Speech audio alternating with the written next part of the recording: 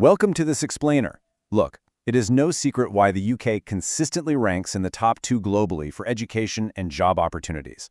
But today, we're not just talking about getting admitted to a top-tier UK university. We are bridging the massive gap between getting that acceptance letter and actually securing a high-paying, visa-sponsored career in 2026. If you're an international student, you already know this is a massive investment. So we're going to give you a strategic roadmap based on hard data and the actual reality of the UK job market. Here's our roadmap for today. First, we'll cover the UK study advantage. Second, mastering exams and admissions. Third, high-demand career pathways. Fourth, the visa sponsorship reality. And finally, your ultimate UK job checklist. All right, let's jump right into Section 1, the UK study advantage. So with so many popular study destinations out there, places like Canada, Australia, the US, you've really got to ask yourself, is the UK still genuinely worth the massive investment of your time and money in 2026? Let's break down exactly why this country holds its weight in gold. The biggest advantage? It's all about the timeline. See, UK undergraduate degrees typically take only 3 years instead of the standard 4 you'll find almost everywhere else. That means you're literally saving an entire year of tuition and living expenses, and you're hitting the job market a whole year earlier. Pair that accelerated early career entry with a heavy focus on practical, industry-led learning, and you get a degree with globally respected employability right from day one.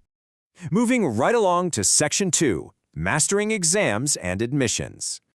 Okay, your very first major hurdle is proving your English proficiency, usually through the IELTS.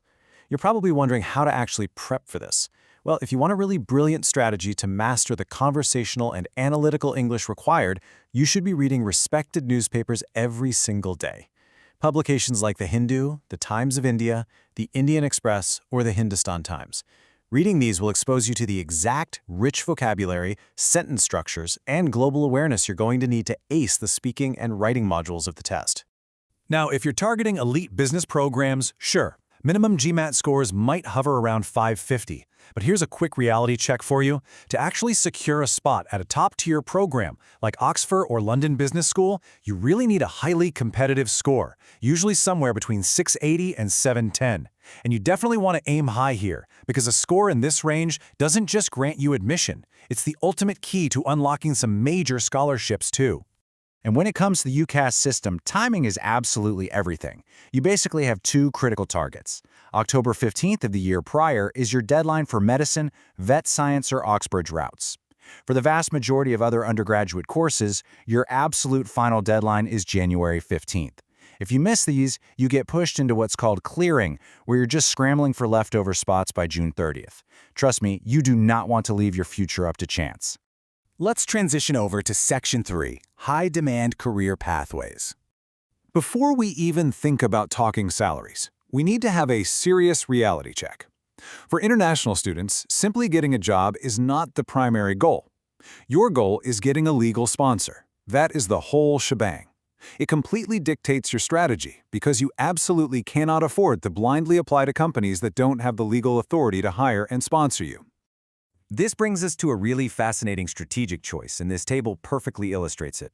Traditional powerhouses like investment banking pay massive freshers' salaries. We're talking up to £55,000. But the brutal competition means your chances of actually securing a visa sponsorship are just medium to high. On the flip side, if you target national shortage sectors like data science, cybersecurity, or nursing, the salaries are slightly lower, but your sponsorship chances shoot up to extremely high. The smartest move? Target the sectors that are desperately seeking your specific talent. So how exactly does all this shape your academic plan? Well, this perfectly maps out your degree pathways. If you want to be a software engineer or a data scientist, getting a specialized master's in computer science or data analytics is basically your golden ticket. It makes entry very accessible into fields with massive talent shortages. But if you're aiming for management consulting via an MBA or an MSc in management, just be prepared. It's incredibly competitive and requires some really flawless interview skills. Moving on to Section 4, the visa sponsorship reality. Now, looking at the UK map, geographically speaking, you have a massive decision to make. While it is so tempting to chase the prestige and the bright lights of London, a savvy international student really has to evaluate other options. You've got to weigh London against rapidly growing tech and finance hubs like Manchester and Birmingham that might offer a much better overall balance.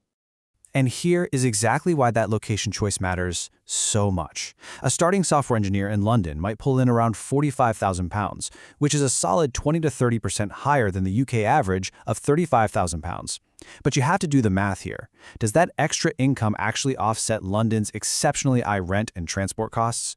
To put it in perspective, often those regional cities offer a vastly superior cost of living balance, all while still delivering some truly excellent career growth. No matter where you decide to live, I literally cannot stress this enough.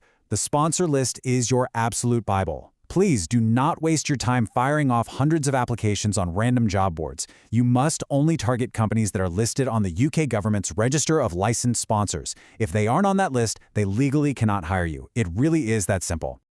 Finally, let's wrap this up with Section 5, your UK job checklist.